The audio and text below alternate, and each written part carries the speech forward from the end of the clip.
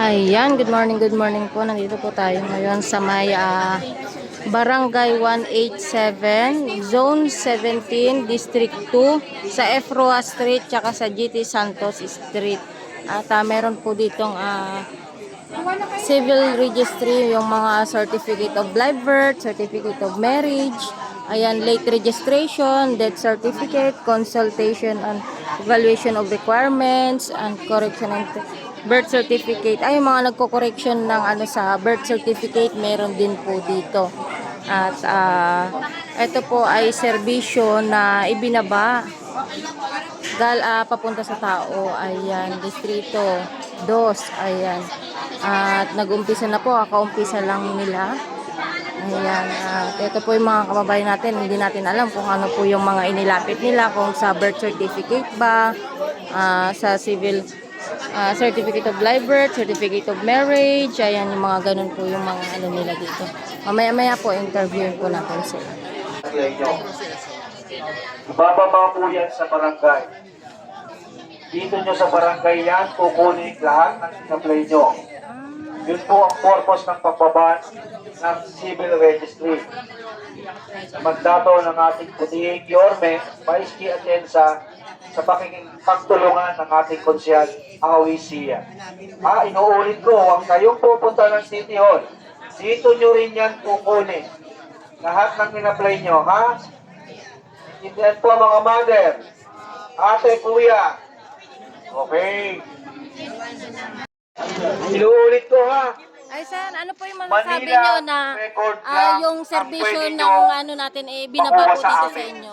Wala akong masasabi. Sabihin, Okay. sa Manila ka pinanganak, Kagaya niyan, hindi na kayo namatay pupunta sa doon Manila, sa City Hall. pinasal sa Manila. Oo, dito na. Wala kayong makukuha sa aming Pupunta daw ibang sa PSA sa lungsod. Quezon City kasi andun na yung Mga po, gawain. pinakapila dyan, ha? Salamat po. Local Wala akong copy problema po. ng Manila record lang. Hey ma'am, ano po yung masasabi nyo na yung serbisyo po ibinaba ngayon diretso sa baba at sa tao? Ano po yung masasabi Ako nyo? masasabi din po. Ay, Saka malaking bagay din po sa ng birth certificate po namin po sa anak ko po. bali yun po yung nilapit niyo. Opo, malaki rin tulong din po. Tsaka libre lang. Opo. Ayan, kumpara kasi na kayo po yung pupunta doon. Lumalakad po kami sa City Hall po, pabalik-balik din po. Oo. Tapos mahaba yung pila. Wala haba din po. Eh, dito, District 2, Opo. kayo-kayo lang yun nandito. Ayan. Madali lang maayos yung proseso. Oo. Ano po yung mensahe niyo sa ating Yorme? Kasi ginawa niya ng diskarte para hindi na Marami kayo po din mahirapan. kayong matulungan pa po. Maraming Ayun. salamat. Thank you na. Salamat. Ayan, mga taga Distrito 2.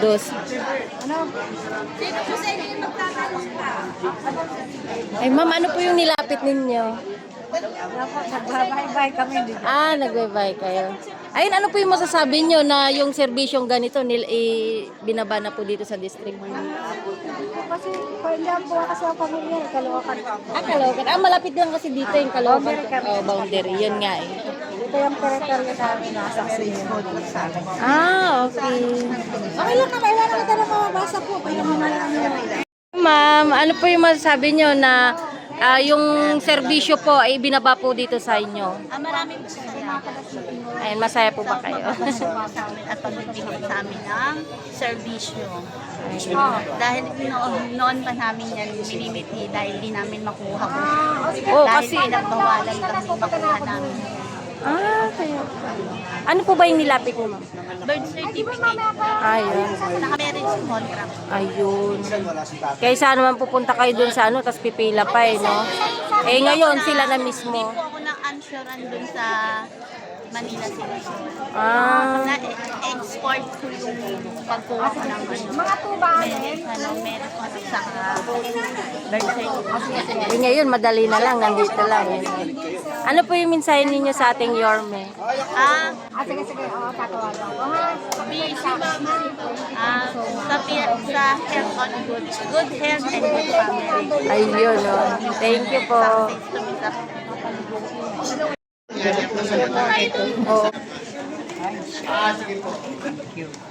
Hello po. Ito, lalo na sa state registration, may magpo-post dyan eh. Diba? May mga makupost dyan, nag-aayos ng birth, marriage, death. Huwag na huwag kayong maniniwala dyan, ha? Pupunta kayo sa munisipyo, sa City Hall. Andyan yung pag nakuha na kayo ng pera, bigla na ito-block kayo. Andyan yung magbibitaw ng 5,000, 6,000. Paalala, hindi po legit yan, ha? Yan ang iniiwasan ng civil registry ng Manila. Lalo na yung magpapalate registration, magpo-post yan. Huwag na huwag kayong maniniwala dyan. Scam yan. Okay po? Yung masyado kayong nagmamadali, bandang huli, nadali na kayo, wala pa kayong makukuha. Tapos lalo na yung may mga mali sa birth, tapos ang gagawin, magpapalate registration, hindi po. May mali lang kayo sa birth, correction po yan. Huwag yung gagawing late registration uli. Iba-block din ni PSA yung pangalawa nyo. Ha? Bawal ang double entry. Usually, tayong mga magulang ang ginagawa, may mali. Ililate registration. Maniniwala kayo sa kausap nyo. Kukunan kayo ng pera. In the future, iba-block din ni PSA yun. Yung una pa rin ang masusunod. Sayang pera, walang nangyari. Ha? Kung may mga tanong, dito ang legal team. Huwag na huwag kayong magpapadouble entry. Maalala, ulitin ko, ang social media, okay yan. Pero mag-ingat kayo dapat yan, ha? Hindi totoo yan, scam lang yan. Hi, Sen. Ano po yung masasabi nyo na ibinaba na po yung serbisyo papunta sa town? Mas bumili siya. Mas bumili siyempre. Hindi ka na masyadong hindi na mapapagod ka masyado. Kaya nga eh. Kumpara dati, no, kayo pa yung pupunta doon. Ngayon, nandito na. Ngayon kayo na pupunta. Oo, di ba? Hindi na kayo mapapagod. Pati pamasahe, tipid na rin. Ayun, no. Ano po yung mensahe natin sa ating Yorme at nandito po yung mga ano nila? Yorme, good work. Ayun. Tuloy-tuloy lang, Yorme.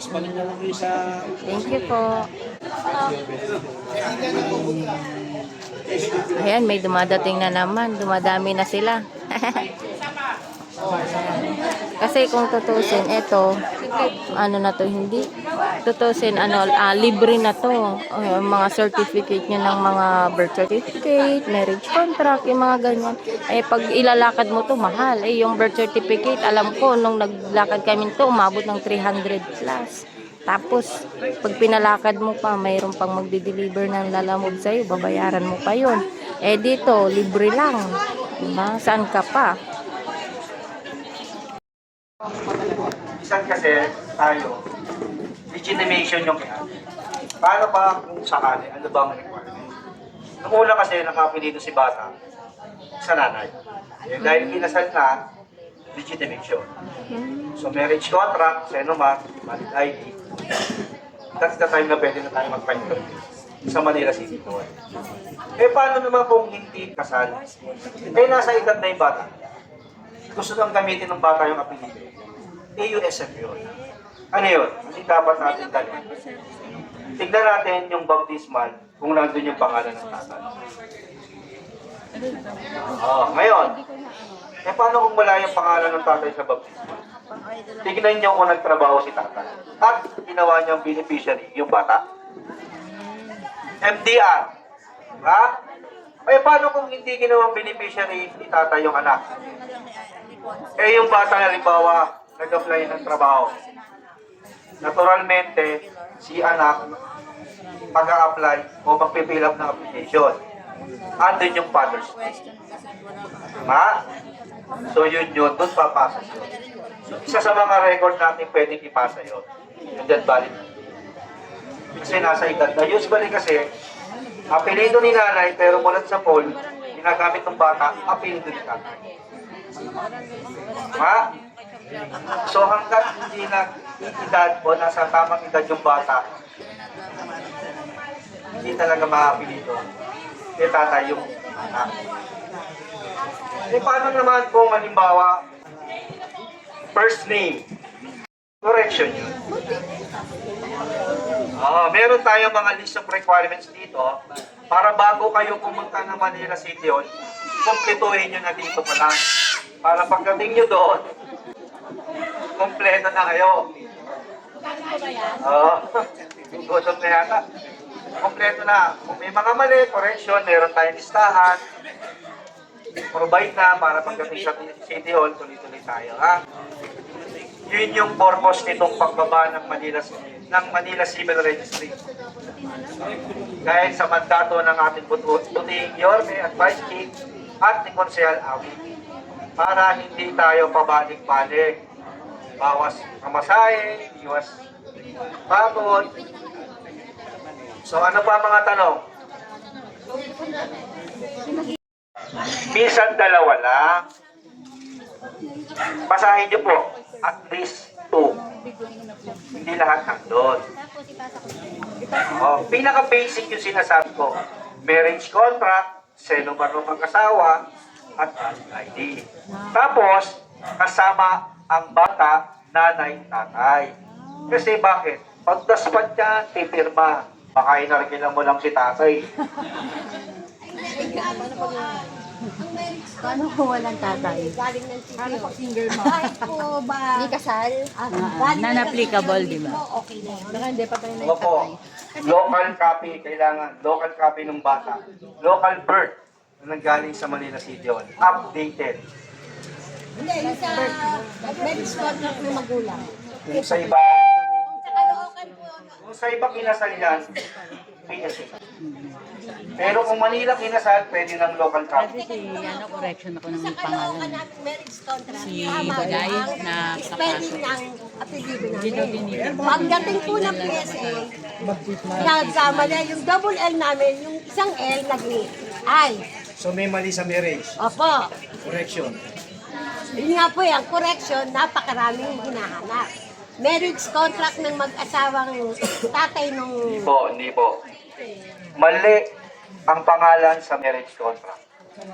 Number 1 mong ipoproduce, yung birth mismo ng tao. Kasi yun ang legal. Doon nang mag-base yun. Ano pa? Pwedeng yung voter certificate, yung bilang botante ka, baptismal, other document, ano yun? Yung membership data record, yung MTR, PhilHealth, SSS, yung mga ganon, school record, hindi po lahat na nakasulat doon. Yes. Kaya lang nga po sa City Hall po, ang hinahanap, marriage contract ng magulang ng lalaki. Kasi doon nga po nagkamali sa apelido nila. Tapos, ano pa kami ng school ID nung isang marriage, mga birth certificate, yung mga kapatid niya. Ang dami, di ba? Kasi, doon sa marriage contract, ang sinasabi niyong mali, apelido. Kasi doon sa birth ng mga anak, doon makikita, at least to lang, apelido ni tatay ang dala ng mga anak eh. At andun yung pangalan ng tatay, tama? Doon magbe-base yun, andun yung apelido ni tatay. The more na marami tayong ipoproduce na dokumento na tama yung spelling ng apelido ni tatay, mas maganda. Kasi the more na wala tayong pinapakita, baka sa proof ni PSA.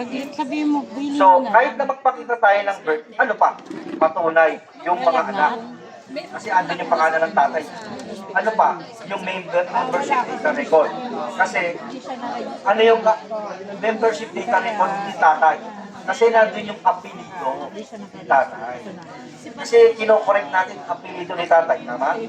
Kaya kailangan. Hindi naman nangangahulugan lahat ng anak ipoproduce, no? Kahit na wala. Hindi na yun. Basta number 1, birth ni tatay.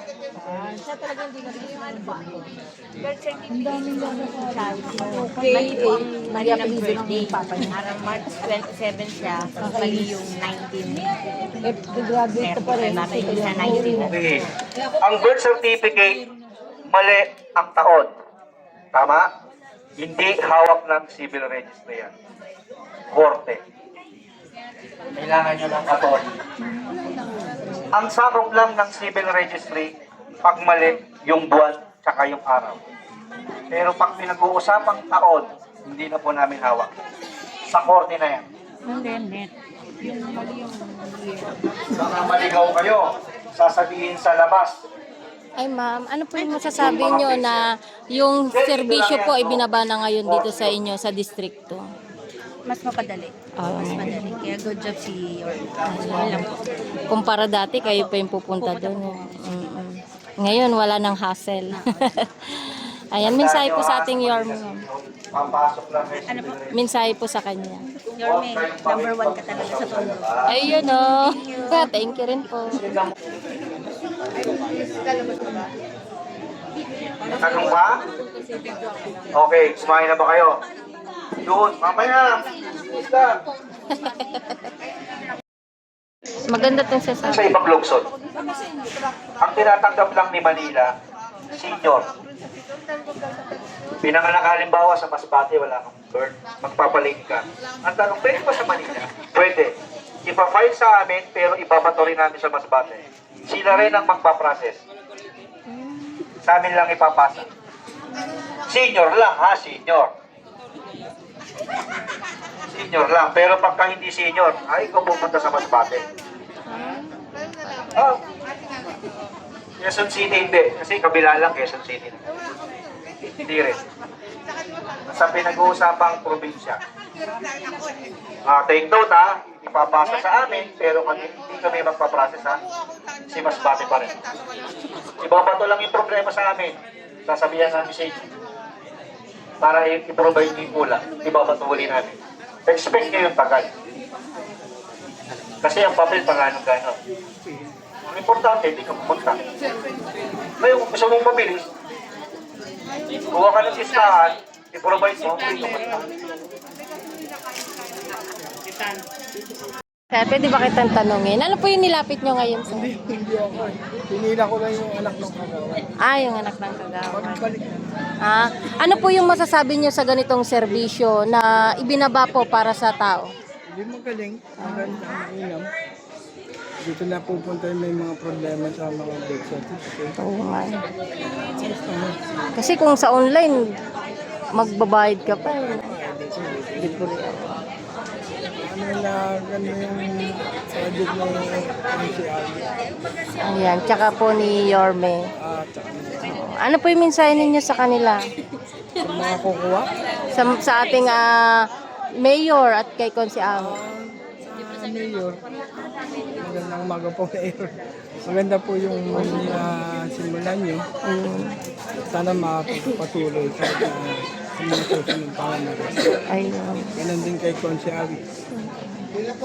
Maraming salamat sa ginawa niya. Ano na to. Baka malaking tulong sa mga student namin. Hindi ka na mapapagod, sir, no? Kasi pupunta ka pa doon. Oo. Saka pa barangay yan, di ba? Oo. Tsaka lahat na yata, 1 hanggang 1 hanggang 6 na yata. Nung nakaraan, sa barangay namin, 189. Halos lahat na ng barangay pala iniikutan na. Sa barangay nakaraan. Maganda. Thank you po.